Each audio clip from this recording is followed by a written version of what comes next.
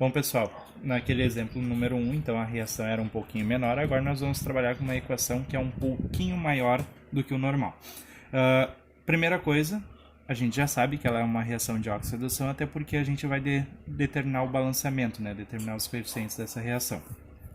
Primeiro passo é verificar quem sofreu oxidação, quem sofreu redução e o número de oxidação de cada espécie. Então, nós vamos lá. O oxigênio vale menos 2, o cálcio é da família 2, vale mais 2. 4 vezes menos 2 dá menos 8, com mais 2 ainda dá menos 6. Então, neste caso, o carbono tem que ser mais 3, porque 2 vezes mais 3 dá o mais 6 para poder zerar.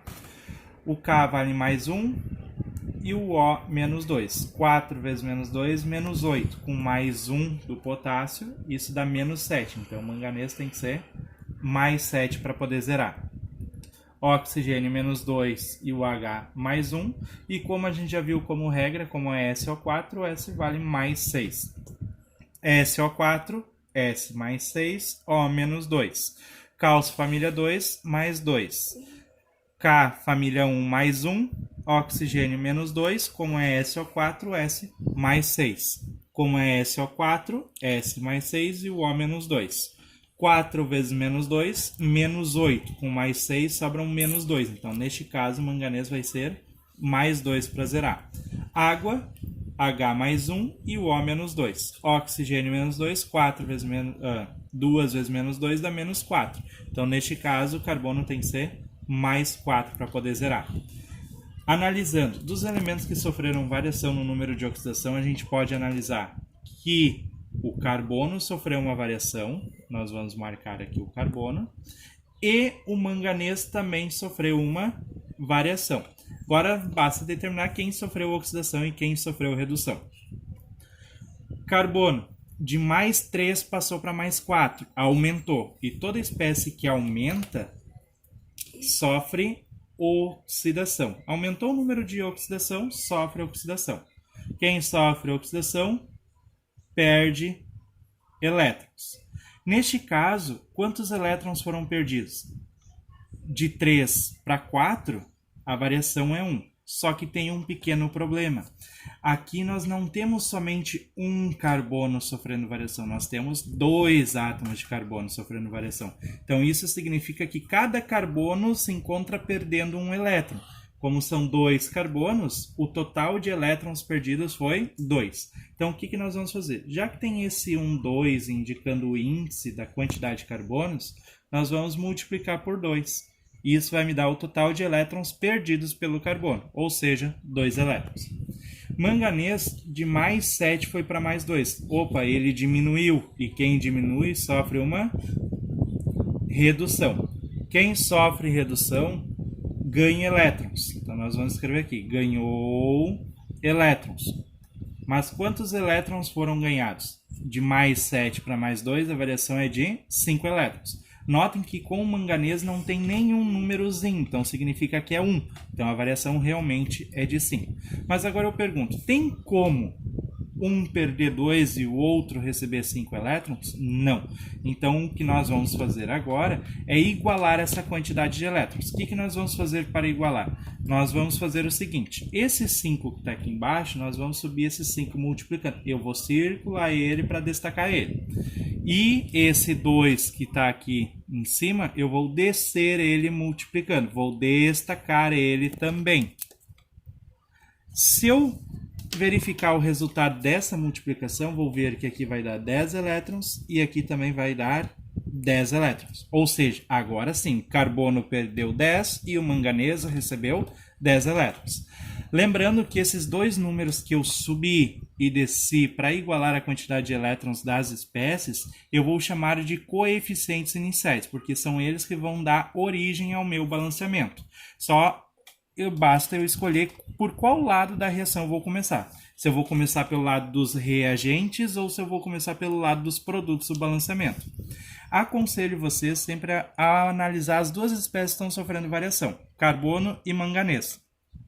O carbono, aqui eu tenho 2 sofrendo variação e lá eu tenho 1 carbono. Manganês aqui eu tenho 1 e aqui eu tenho 1. Aconselho sempre começar pelo lado que tiver maior número de átomos daquele elemento que está sofrendo variação. Se a gente pensar no carbono, aqui tem 2 e aqui tem 1, então eu vou começar pelo lado dos reagentes porque tem maior quantidade daquele que está sofrendo variação.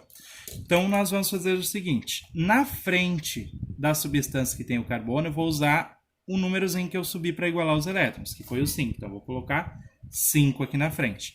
E o número que eu usei para igualar os elétrons do manganês, que foi o 2, que eu desci aqui para baixo, eu vou colocar o 2 aqui na frente. E a partir desse eu faço o balanceamento. Lembrando, nós vamos seguir aquela regrinha que a gente viu ali do macho. Metais, ametais, carbono, hidrogênio e oxigênio. Então vamos começar pelos metais. Cálcio é um metal alcalino terroso. Então nós vamos analisar o cálcio. Desse lado da equação aqui, eu tenho 5 cálcio. Então isso significa que desse lado aqui eu também vou precisar de 5 átomos de cálcio. Potássio é um metal alcalino. Então nós vamos analisar o potássio também. Desse lado eu tenho 2 potássios e aqui eu tenho 2 potássios. Eu já tenho a quantidade que eu preciso. Então ali eu não posso colocar absolutamente nada, porque eu já tenho a quantidade que eu necessito. Olhando o manganês agora. Aqui eu tenho 2 manganês e aqui eu tenho 1. Então para cá vem um 2 para mim obter 2 manganês. Os metais eu já fechei todos. Agora eu vou para os ametais. Lembrando que para o carbono vem depois dos ametais. Então nós vamos analisar. Dos ametais eu tenho enxofre. Aqui eu posso colocar número na frente. Nos outros eu já não posso, porque eu já fechei. Então eu vou contar quantos átomos de enxofre eu tenho nos produtos e acertar o outro lado.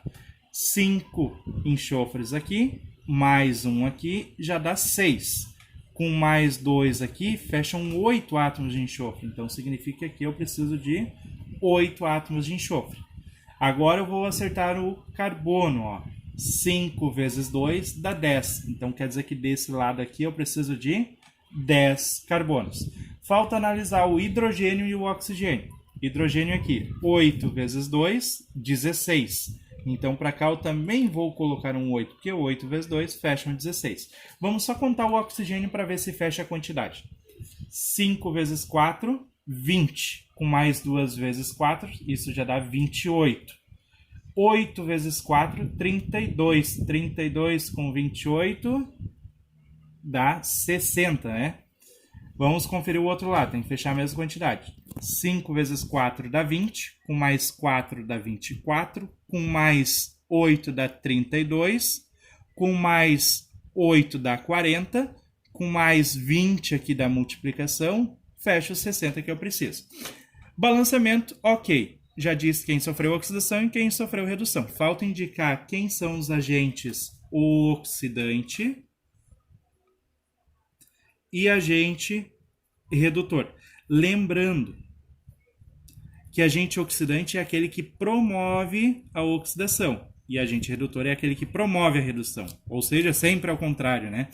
Então, nesse caso aqui, ó, esse aqui está sofrendo oxidação. Quem sofre oxidação induz a redução. Ou seja, quem sofre oxidação é o meu agente redutor. Ou seja, CaC2O4. Pego na espécie onde o carbono se encontra. Já esse aqui está sofrendo redução, ele induz a oxidação do outro. Então, neste caso, meu agente oxidante é o KMnO4.